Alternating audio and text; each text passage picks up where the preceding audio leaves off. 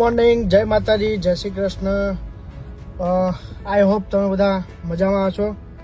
પણ ખાસ કહેવાનું ને કે આ બધી કોઈ જરૂર જ નથી ભાઈ લાઈનમાં ઊભો રહેવાની ને આ બધું શું થવા બેઠું છે ને એ ખબર નહીં પડતી.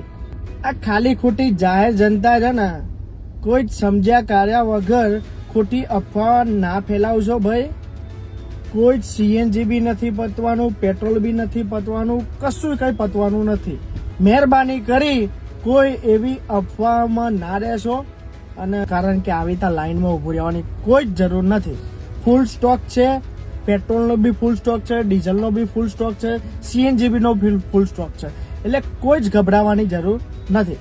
અને 2 મિનિટ વેટ કરજો, હું તમને વાત કરાવું. આપણે જે સીએનજી જે પંપ વાળા જે ડિસ્ટ્રીબ્યુટર હોય, સપોઝ કે જે અહીંયા વર્ક કામ કરતા હોય એમની સાથે હું તમને ચર્ચા કરાવું. સીએનજી બીએનજી પતવાનું છે કઈ? ના ભાઈ નહીં પતવાનું. તો આ પબ્લિકો શું બધા ગાડા જે બધી આમ બધું જોતો કરે, લાઈનો છે, લાઈનો લાગી છે, બધી અફવાઓ છે, કશું નહીં બને. કશું કઈ છે ને કશું પાક્કું ને?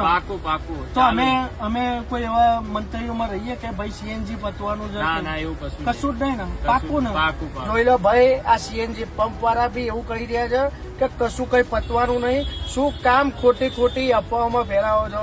ખાલી હે ને? ખાલી હેરાન થઈ એટલે બે ફિકર તમતાર જિંદગી